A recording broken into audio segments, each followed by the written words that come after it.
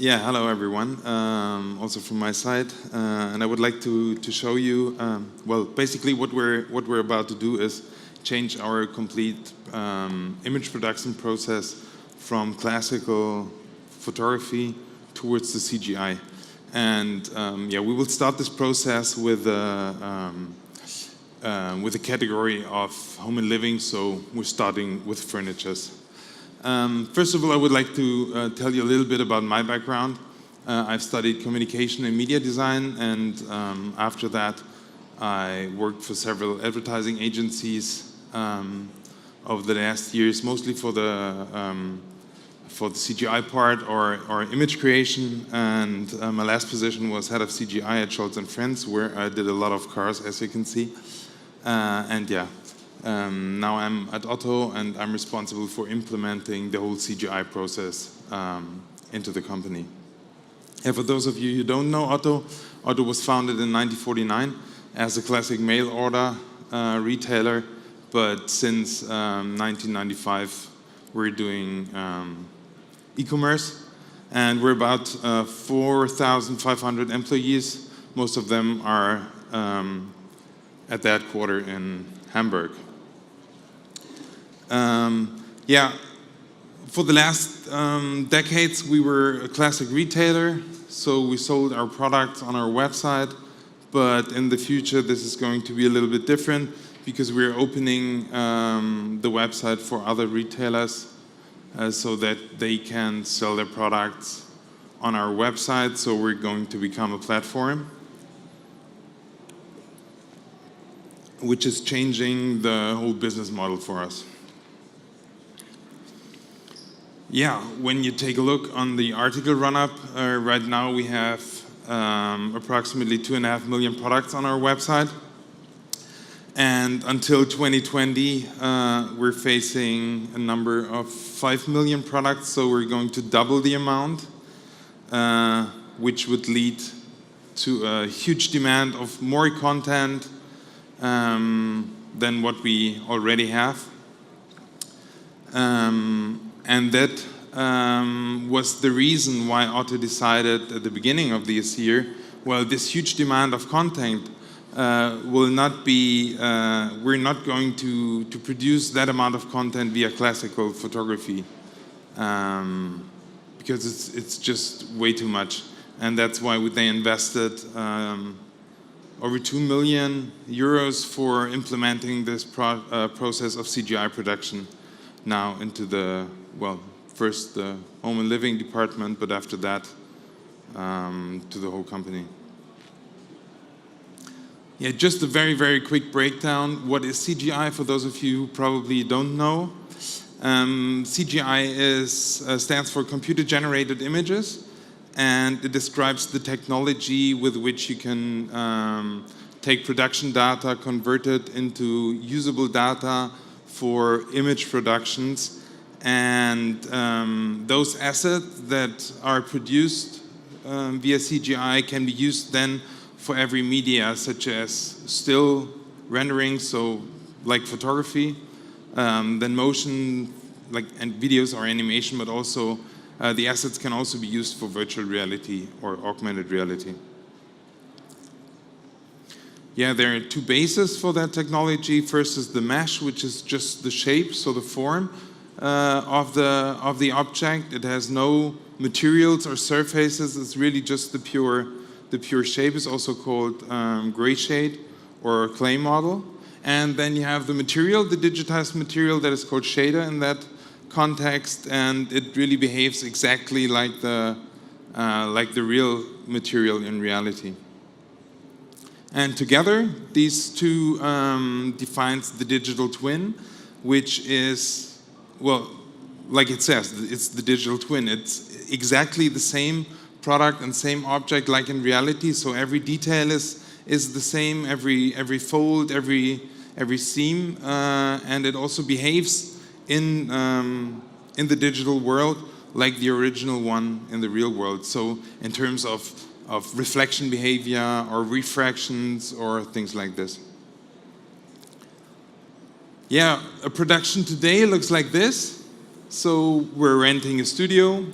then walls will be built up, the floor will be layered, so they're building some windows into the walls and all that kind of stuff, until you have a situation that looks like a living room or a bathroom or something like this. And when you want to produce a kitchen then in there, then the kitchen needs to be built in real. And then it needs to be shipped to the studio. It needs to be built up by a kitchen installer. And then you're coming to a position where you can start shooting your images.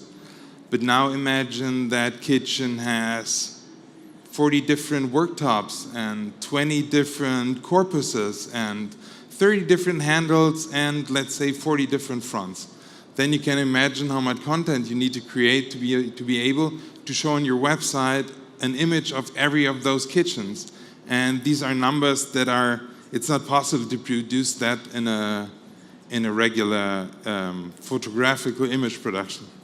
And that's where CGI comes in place, because with CGI you can, once you've set up the mesh, so like the model of the kitchen and the surrounding, and then through an automated process you can automate the image production, so even 1 million images won't be that problematic anymore, because it's done completely by the computer. It's an automated process that runs in the back, and he's producing all that images that you're needed. Exactly. And imagine a year later, the same kitchen that you've produced in the real image production gets a new worktop and 3 more handles. Where do you start? Exactly there. You rent the studio, you build up the walls, you layer the floor, and all that production starts over and over again. In CGI, this is way easier. You just open your old file that you've produced a year ago, you replace the worktop or the handle, press the button, and in a couple of minutes, you've got your new image, right? Which makes the whole process and content image creation way easier.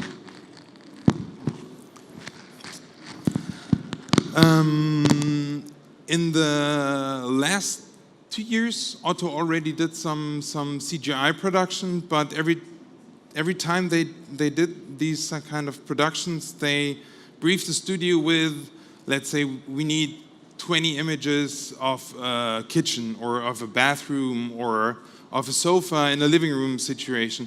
Then it was always like that these images has been created and delivered to OTTO, to us, and then we just got the image, but nothing more, right? So once we wanted to produce another sofa in a living room and brief the studio, then everything has to be done again from scratch. That's why we're going to implement our own CGI database, where all the assets that will be produced during an image production will fly back into our database and then can be reused for another production where also a living room or a bathroom is needed. Yeah, that's the idea of our database, and with that database we're going to be able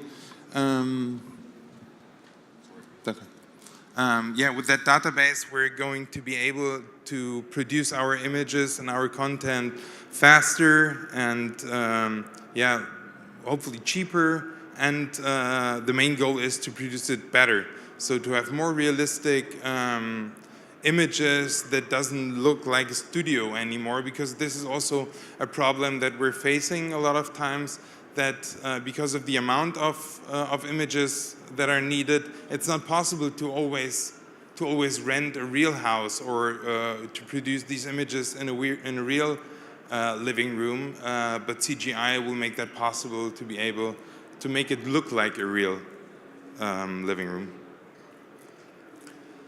Yeah, this is the number that I came across when we talked about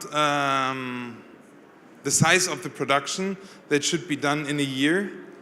And I mean, my background, I'm coming from an advertising background, and when we produced images for a campaign, we talked about, like, a campaign, it's 3, 5, 7 images.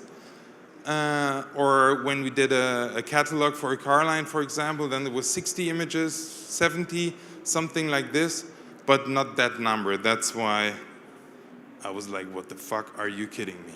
Really? I thought this is, I mean, how on earth could that be possible to produce that many images in a way that quality-wise it's good and we're all fine with it.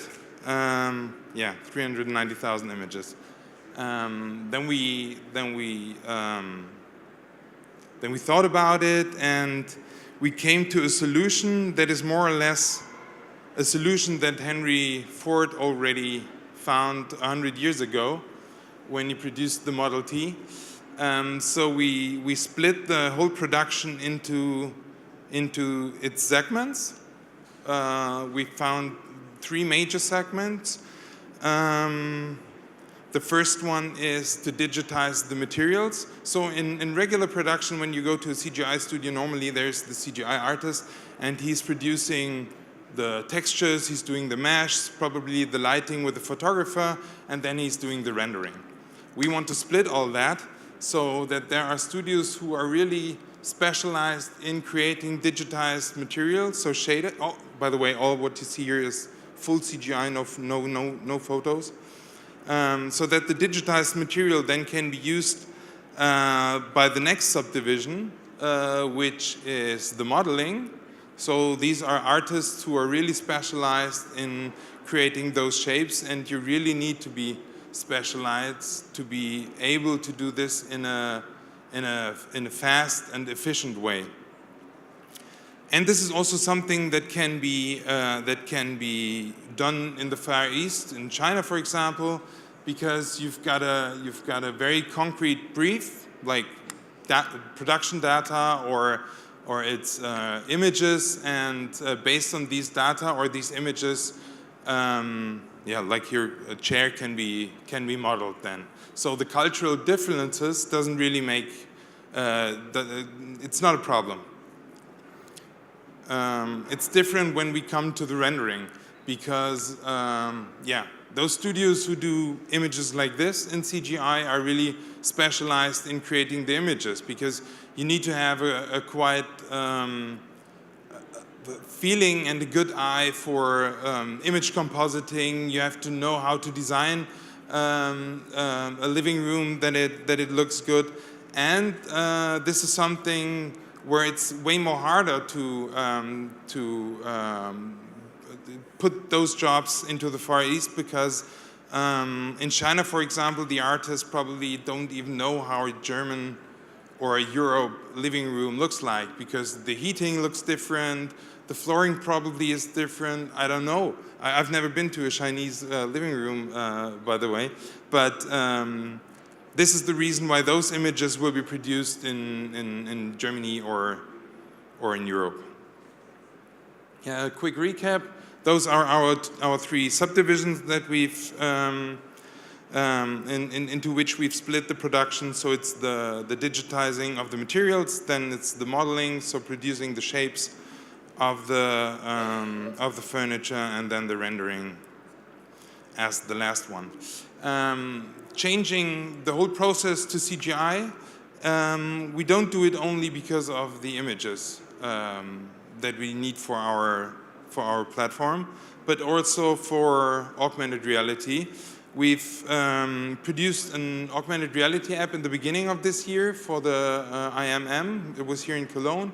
It's the International Möbelmesse furniture exhibition, and showed them our first augmented reality app. It was a prototype, and it really was a success. And then afterwards, we produced it for Google, for our Android devices as well, where we had a very close collaborative workflow with Google, and it was presented on the Mobile World Congress in Barcelona in the beginning of this year. And I've brought a little movie just to give you an impression of the app and how it works. 1, 2, 3, 4.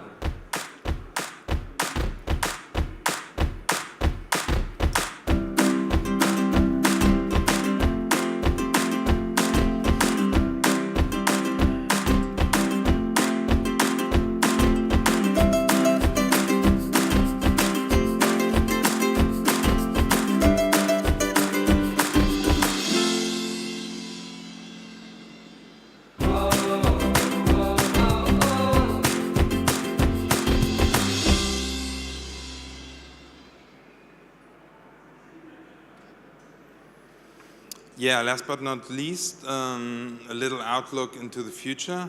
The last, how much is it, 23 years? Online shopping doesn't, or the experience of online shopping in the home and living segment doesn't really change that much. In 1995, we looked on images and decided based on images if we should buy this furniture, this sofa or not. AR is the first technology that would change that. It's the first time that you've got a different experience, right? You're now able to place the furniture into your private space and see how the sofa or the chair looks like in your living room. You see how the sizes fit, you see if the colors are matching the surrounding, and this is something that will definitely change the way we're going to shop furniture in the future. And we believe that voice-controlled search will be the next big thing, and in combination, it will be a complete different experience how we're going to shop in the future. Thank you.